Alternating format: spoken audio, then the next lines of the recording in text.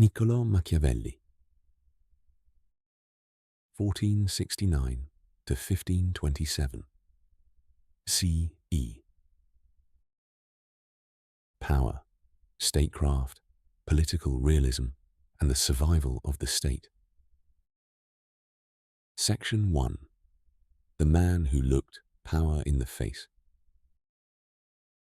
In the heart of Renaissance Italy, while artists painted saints, philosophers recovered ancient texts, and merchants filled the cities with wealth, another kind of thinker was watching the world from a colder angle. He was not asking how rulers should behave in a perfect world. He was asking how rulers survive in the real one. His name was Niccolò Machiavelli. He was born in Florence on May 3rd, 1469. A city of bankers, artists, scholars, merchants, priests, conspirators, soldiers, and political enemies. Florence was beautiful, but it was not peaceful. Behind the churches, palaces, workshops, paintings, and poetry was a world of ambition. Families fought for influence. Republicans struggled against powerful elites. The Medici rose, fell, and returned. Foreign armies invaded Italy. Popes acted like princes. Princes acted like predators. Alliances shifted. Mercenaries changed sides. Cities betrayed one another, and survival belonged not always to the most moral, but to the most prepared. This was the world that shaped Machiavelli. He did not write politics from a quiet monastery. He did not imagine power from a safe classroom. He lived inside a world where governments collapsed, armies marched, rulers lied, treaties failed, and states disappeared. And from that world, he asked one dangerous question. What actually keeps a state alive? Not what should keep it alive. Not what priests say should keep it alive. Not what philosophers hope keeps it alive, but what really does. That question made Machiavelli one of the most controversial thinkers in history. Some called him evil. Some called him cynical. Some called him honest. But whether admired or hated, his influence endured. Because Machiavelli forced political thought to look at power without disguise. Section 2. Florence. Beauty surrounded by wolves. To understand Machiavelli, you have to understand Italy. In the late 1400s, Italy was not one unified country. It was a fractured landscape of rival powers. Florence, Venice, Milan, Naples, the Papal States. Smaller republics, duchies, lordships, and city-states. Each watched the others. Each feared the others. Each made alliances. Each broke them when useful. But the danger did not come only from inside Italy. France wanted influence. Spain wanted influence. The Holy Roman Empire wanted influence. The papacy played its own political game. Italy was rich, cultured, and divided. And because it was divided, it became vulnerable. Florence, Machiavelli's home, had its own political storms. The Medici family had dominated Florentine politics for decades. Then, in 1494, the Medici were driven out, and Florence became a republic again. A few years later, in 1498, Machiavelli entered government service. He was only 29 years old. He became a secretary and diplomat for the Florentine Republic. That meant he was not merely watching history, He was inside it. He wrote reports, managed correspondence, observed foreign rulers, studied military organization, visited courts, negotiated with powerful men, watched republics weaken, watched princes deceive, watched mercenary captains sell loyalty like a product, watched states survive by force and fail through weakness. This was his education, not theory alone, experience. Machiavelli saw that politics was not always governed by justice. It was governed by fear, ambition, timing, force, money, reputation, law, and military strength. He saw that a city could love liberty and still be crushed. He saw that a ruler could speak of honor and still betray. He saw that good intentions did not stop an army. Florence taught him the central lesson of his life. A state that cannot defend itself cannot remain free. Section 3. The Diplomat in the Den of Predators. Machiavelli's diplomatic career put him face to face with some of the most dangerous powers of his time. He observed France. He studied the papacy. He watched Italian princes. He encountered Cesare Borgia, one of the most ruthless and fascinating political figures of the age. Cesare Borgia was the son of Pope Alexander VI. He was ambitious, violent, strategic, and terrifying. He tried to carve out a state in central Italy through force, deception, alliances, and calculated brutality. To many, Borgia was a monster. To Machiavelli, he was also a lesson, not a moral model, a political case study. Borgia understood timing. He understood fear. He understood reputation. He understood that power had to be built quickly and protected violently. He could be cruel, but his cruelty was not random. It was political. It had purpose. It was meant to secure obedience and destroy rivals before they could organize. Machiavelli watched him closely. He saw both his brilliance and his failure. Because even Borgia, with all his cunning, could not fully master fortune. His father, the Pope, died. Borgia became sick. His enemies moved. The opportunity collapsed. Here was one of Machiavelli's deepest lessons. Skill matters. Boldness matters. Force matters. But chance still rules part of history. A leader may plan perfectly and still be destroyed by events beyond his control. Illness, death, weather, invasion, betrayal, timing. Machiavelli would later call this force fortuna. Fortune, the unpredictable current of history. And he would ask, what kind of leader can survive when fortune turns violent? Section 4. The Fall of the Republic. In 1512, Florence changed again.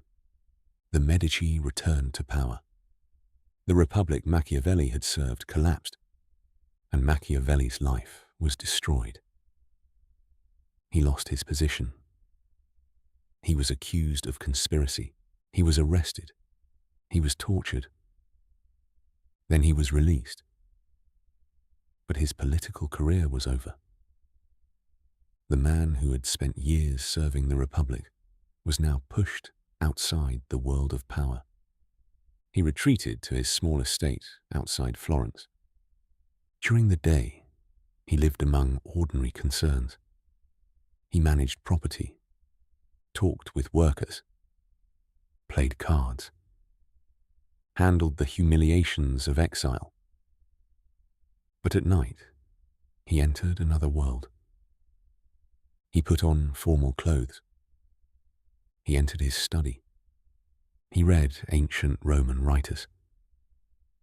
He spoke, in his imagination, with the dead. Livy, Tacitus, Cicero, the historians of republics and empires, the men who had studied power before him. From exile, Machiavelli did what powerless men often do when they still have a dangerous mind. He wrote. Around 1513, he composed The Prince, a short book, sharp, cold, disturbing, brilliant. It was written in a world of defeat. A man who had lost access to power decided to explain power better than the people who held it. Section 5.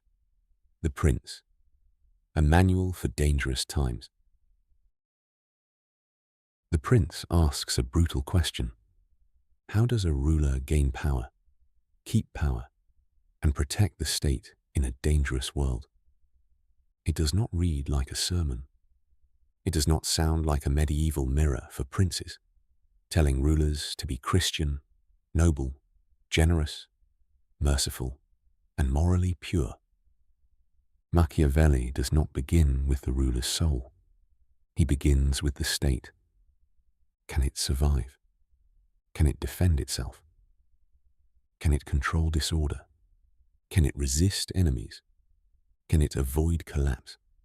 For Machiavelli, politics is not the same as private morality.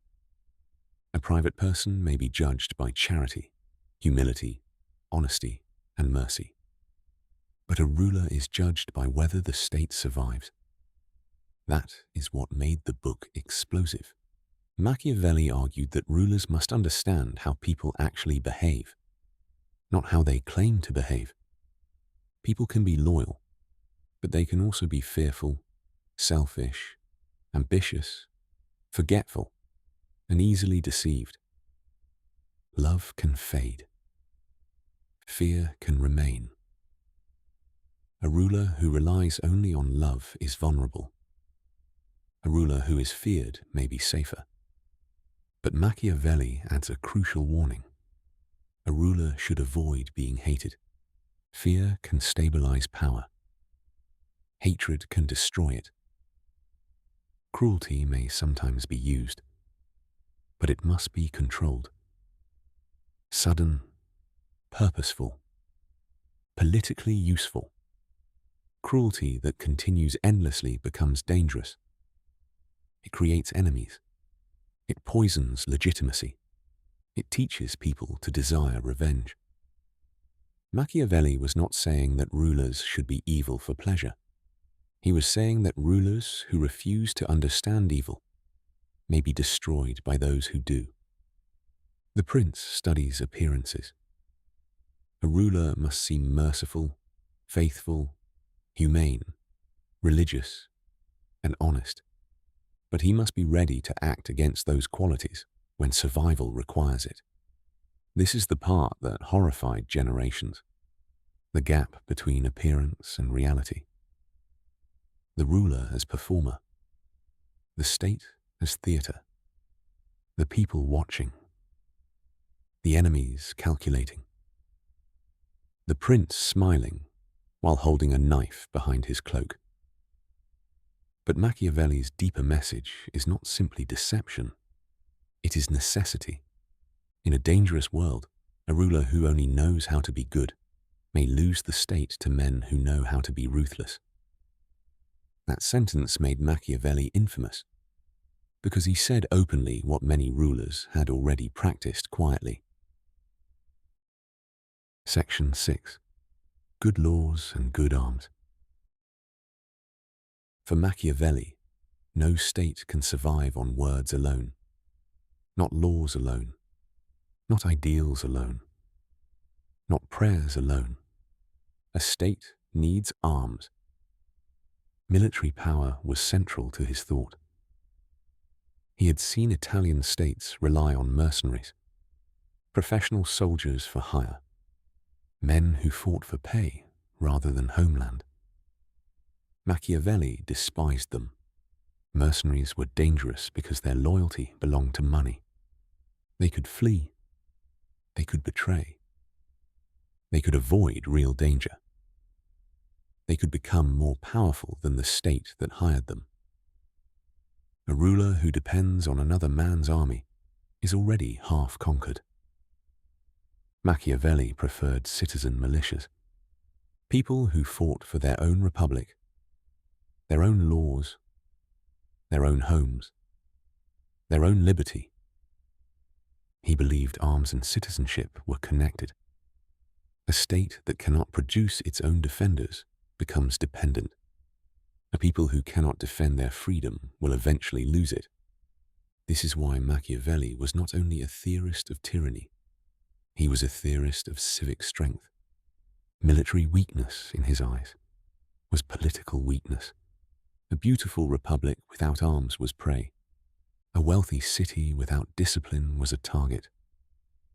A ruler without force was only a man making speeches. Machiavelli knew that law mattered, but law without force could be ignored. He knew that morality mattered, but morality without protection could be crushed. Good laws need good arms, and good arms need political order. This was not romantic. It was hard. But he believed history had already proven it. Rome had not become great through softness. Republics did not survive through innocence. States lived in a world where enemies existed, and any political system that forgot this was already dying. Section 7. Virtù, the power to act. One of Machiavelli's most important ideas is virtù. But virtù does not mean virtue in the ordinary Christian sense. It does not simply mean kindness, purity, humility, or moral goodness. For Machiavelli, virtù means political capacity, the ability to act effectively, to judge the moment, to move quickly, to command, to deceive when necessary, to fight, to adapt, to endure danger, to shape events instead of being crushed by them. A ruler with virtù is not passive. He does not wait for the world to become safe. He imposes order on chaos. He sees danger before others do. He understands people. He changes tactics when circumstances change.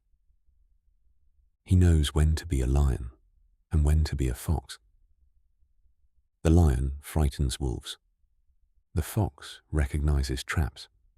A ruler who is only a lion is too blunt.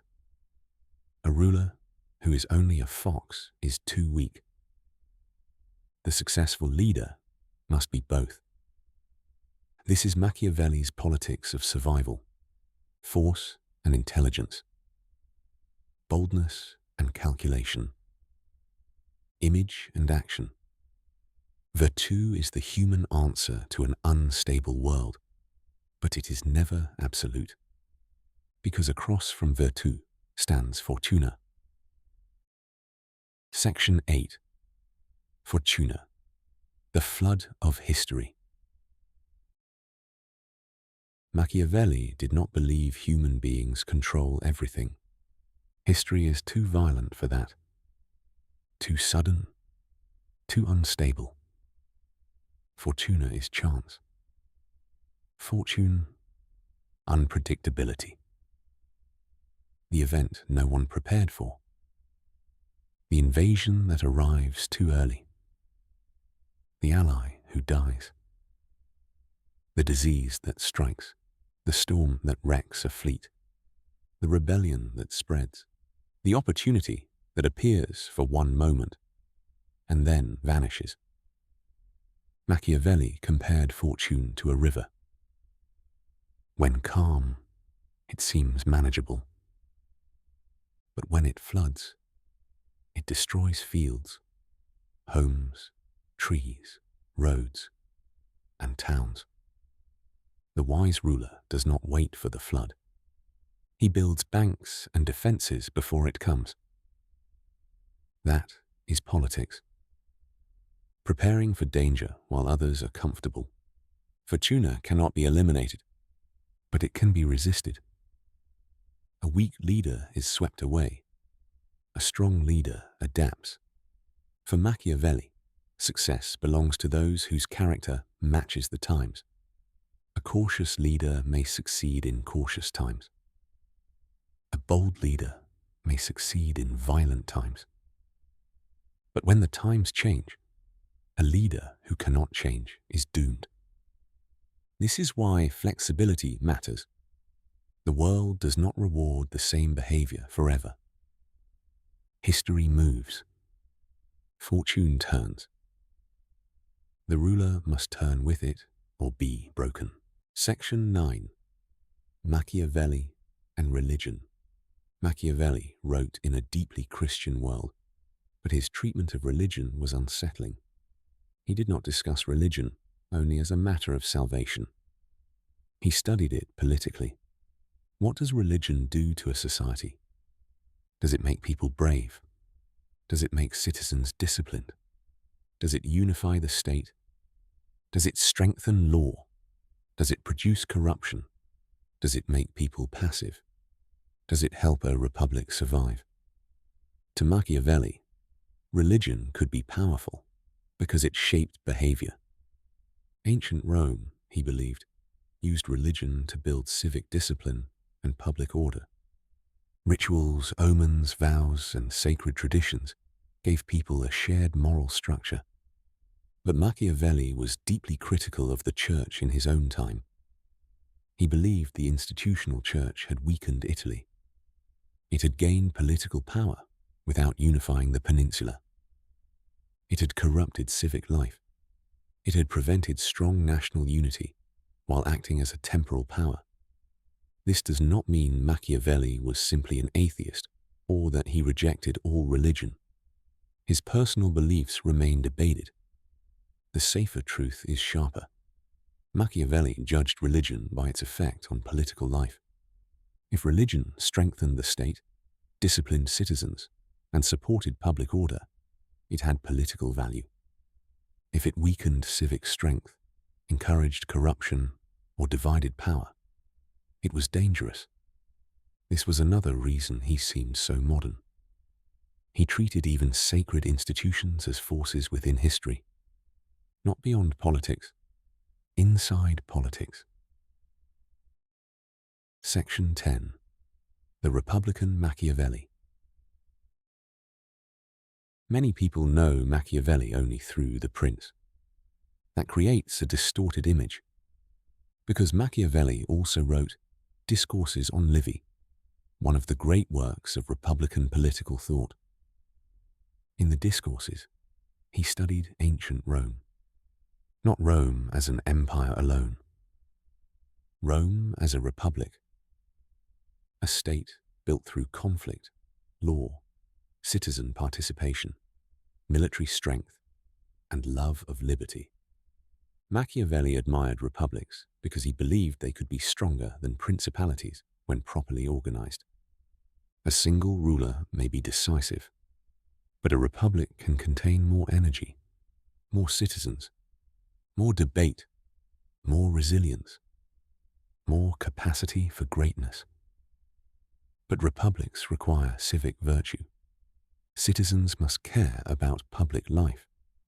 They must resist corruption. They must defend liberty. They must serve militarily. They must accept laws. They must manage conflict through institutions. Machiavelli did not believe conflict was always bad. In fact, he thought conflict between elites and common people could strengthen a republic if institutions channeled it properly. The people want not to be oppressed. The elites want to command. A good republic does not pretend these tensions do not exist. It gives them political form, laws, assemblies, offices, accountability, public contest. This made Machiavelli more complex than the myth. He was not only teaching princes how to rule, he was also asking how free states survive, how republics resist corruption, how citizens defend liberty, how institutions turn conflict into strength instead of civil war. The real Machiavelli was not just a teacher of tyrants. He was also a student of freedom. But his freedom was not soft. It required arms, discipline, law, civic pride, and citizens willing to fight for the Republic. Section 11. The word Machiavellian. Over time, Machiavelli's name became an accusation. Machiavellian, a word meaning manipulative, ruthless, cunning, deceptive, cold, and power-hungry. To call someone Machiavellian is usually not a compliment. It means they smile while plotting, promise while betraying, use people as tools, treat morality as costume. That reputation came largely from the prince, and it is not entirely imaginary. Machiavelli really did write about deception, fear, cruelty, force, appearances, political necessity. But the reputation is incomplete. He did not invent ruthless politics. Rulers had been conquering, lying, murdering, and betraying long before him. Machiavelli's crime was that he described it without enough moral decoration. He removed the mask. He said politics often works by force and fear. He said states often survive through actions that private morality condemns. He said rulers must understand reality, not fantasy. That honesty made him seem monstrous. But maybe the monster was not Machiavelli. Maybe the monster was power itself. Machiavelli did not create the world he described. He watched it, studied it, named it. That is why he remains disturbing. Because some part of us knows he saw something real.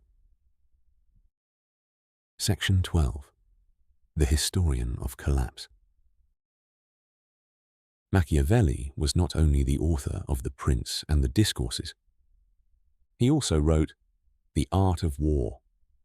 He wrote Florentine Histories. He wrote plays, including Mandragola. He studied military organization, leadership, civic corruption, and political decline.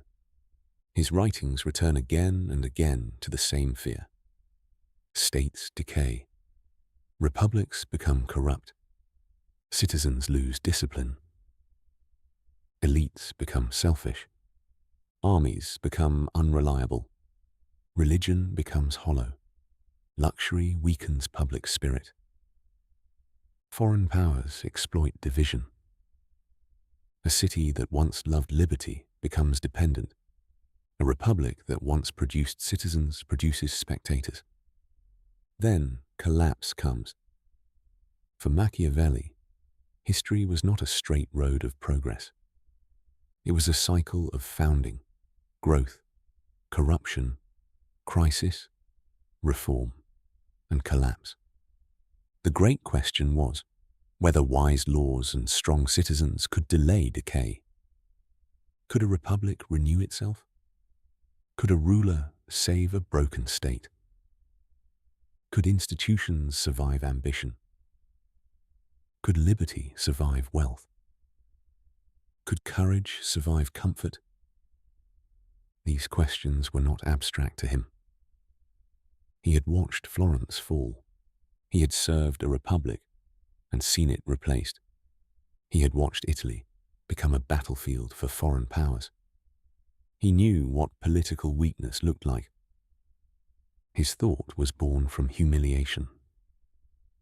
Not only personal humiliation, national humiliation. Italy, rich and brilliant, was divided. Because it was divided, others invaded. That wound runs through Machiavelli's work. He wanted strength because he had seen weakness. Section 13. Death and Return. Machiavelli died in Florence on June 21st, 1527. The same year, Rome was brutally sacked by imperial troops. It was as if the violence he had spent his life studying returned with final proof. His major works were published after his death. Discourses on Livy appeared in 1531. The Prince appeared in 1532. Then the arguments began. Was he evil? Was he honest? Was he a republican? Was he a teacher of tyrants? Was he a patriot? Was he a scientist of politics? Was he a destroyer of morality? The debate never ended. Religious authorities condemned him. Political thinkers studied him. Rulers feared and used him. Republicans found lessons in him. Realists claimed him. Philosophers argued with him. His influence reached later thinkers across centuries. Hobbes, Locke, Rousseau, Montesquieu, Hume, Marx, Nietzsche.